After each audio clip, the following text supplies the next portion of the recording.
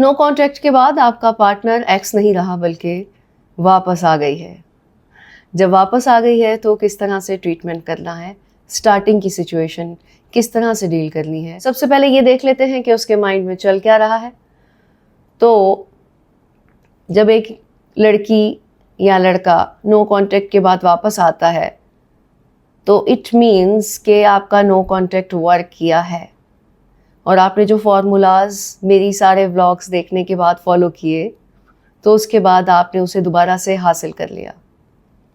अब डेस्परेशन दिखाना सारे काम को ख़राब कर देता है और आफ्टर नो कॉन्टैक्ट जिस वक्त साइकोलॉजिकली वो दोबारा से अट्रैक्ट होकर आपके पास आती है और आप उसे पुरानी बातें याद दिला कर के तुमने ऐसे किया, तुम गलत थी, ये हुआ था, वो हुआ था, सब काम ख़राब कर देते हो, सारा वक्त ज़ाया कर देते हो जो कि आपने नो कॉन्टैक्ट के दौरान उस पर लगाया, अपनी एनर्जीज़, अपनी एफर्ट्स मेंटली फिज़िकली, तो सब कुछ ज़ाया हो जाता है, ज़ीरो हो जाता है।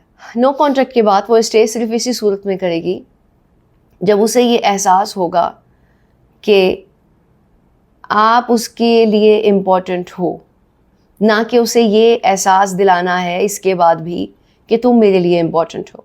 ओवरऑल जो मेरी नो कॉन्टैक्ट की वीडियोस हैं, आई कार्ड आ रहा है ऊपर और बाकी डिस्क्रिप्शन बॉक्स में आपको मिल जाएंगी एंड स्क्रीन पर भी मिल जाएंगी।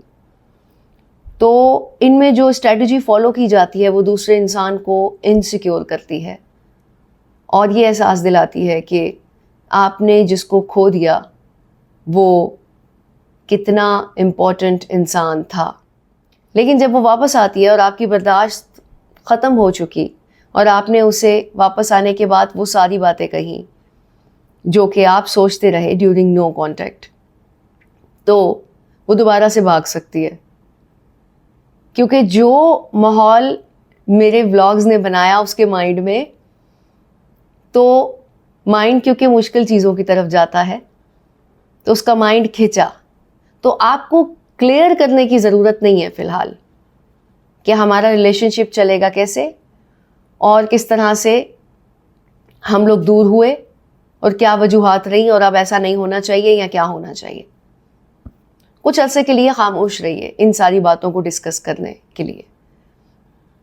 उसकी रीज़न ये है कि अगर वो खिंच जो कि मेरे व्लॉग्स ने क्रिएट की और वो आ गई तो वो ख़त्म हो जाएगी, तो आगे का काम ज़ीरो हो जाएगा। ज़रूरी नहीं होता कि आपने किसी को सब कुछ बता कर ही लेकर आना होता है कि हाँ ऐसे ऐसे होगा, मेरी लाइफ में तुम्हारी बहुत ज़्यादा इम्पोर्टेंस है और आगे मैं तुम्हारा बहुत ख्याल रखूँगा।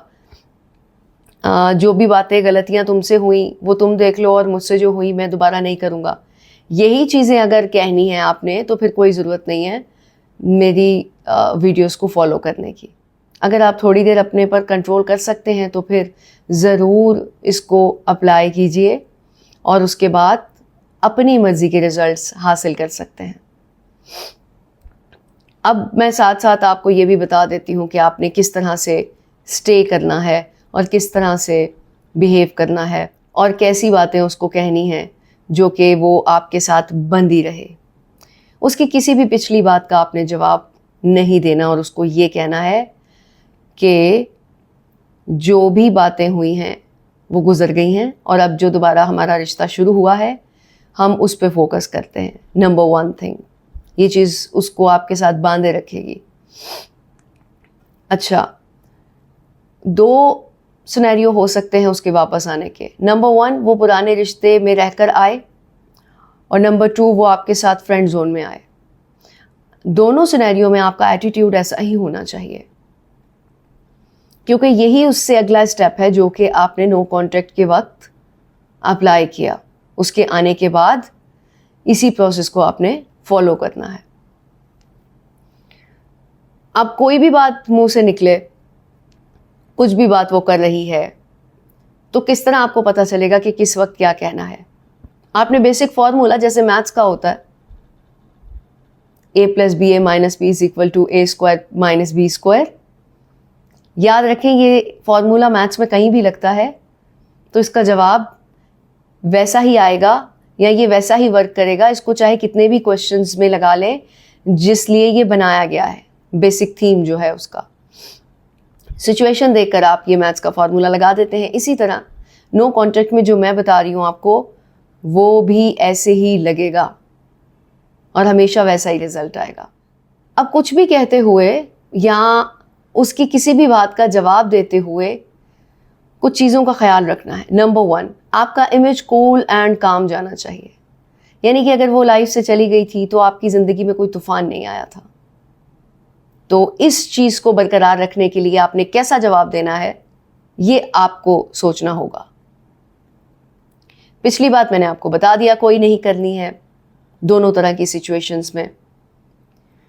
अगर वो करने भी लगे, फ्रेंड जोन वालों के लिए कह रही हूँ, तो आपने ये कहना है कि भाई जो हालात गुजर गए, पहले रिश्ता हमारा कुछ और था, अब हम जिस तरह से चल रहे हैं तो ज़्यादा बेहतर नहीं है कि हम फोकस इसी रिश्ते की तरफ करें, पिछली कोई बात ना करें। क्योंकि लड़कियों को ये थोड़ी सी बीमारी होती है, जिस वक्त वो फ्रेंड जोन का कहकर दोबारा से आती हैं सिर्फ इसीलिए कि वो आपकी हालत देख सकें, क्योंकि आप जैसा पहले उसको फॉलो करते थे या इन्फ्लुएंस में थे, नो कॉन्टेक्ट के दौरान उसने आपका बिल्कुल डिफरेंट बिहेवियर देखा।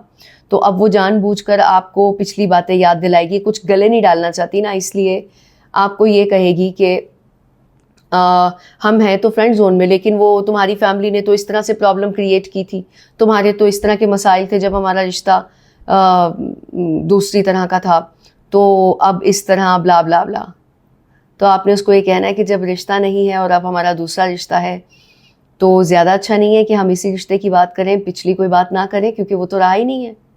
ये चीज़ उसके माइंड पे ऐसा क्लिक करेगी, उसको जब ये एहसास होगा कि ये इंसान तो मूव ऑन कर गया है और सिर्फ मेरे मूव करने पर इसकी तरफ ये वापस आया है, खिंचबंदी रहेगी, कनेक्शन बना रहेगा और वो आपकी तरफ मज़ीद आती रहेगी।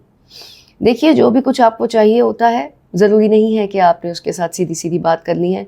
हर चीज़ का एक वक्त होता है, जब वो वक्त आएगा तो तब आपने उस पर सब कुछ अयां करना है।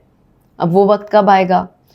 वो वक्त तब आएगा जब वो आपके साथ खुलना शुरू हो जाएगी, आपसे गिला नहीं करेगी, लेकिन पिछली बातों की अपनी जो गलतियां हैं वो इकरार करना शुरू कर देगी और हसरत आपको उसकी बातों में नज़र आएगी, लेकिन शायद वो आपको ना बोले।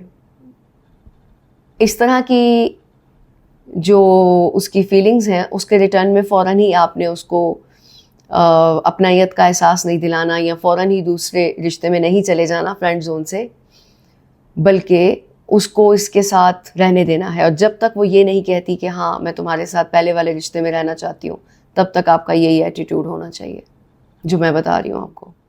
चौथी चीज़ जो कि आपने इस तरह के रिलेशनशिप में आफ्टर नो कॉन्टैक्ट अप्लाई करनी है, वो ये होती है कि उसे ये लगना चाहिए कि मेरे जाने के बाद आपने प्रॉपर अपनी सेहत पे, अपने इमोशंस पे और अपनी पर्सनालिटी डेवलपमेंट में काम शुरू कर दिया।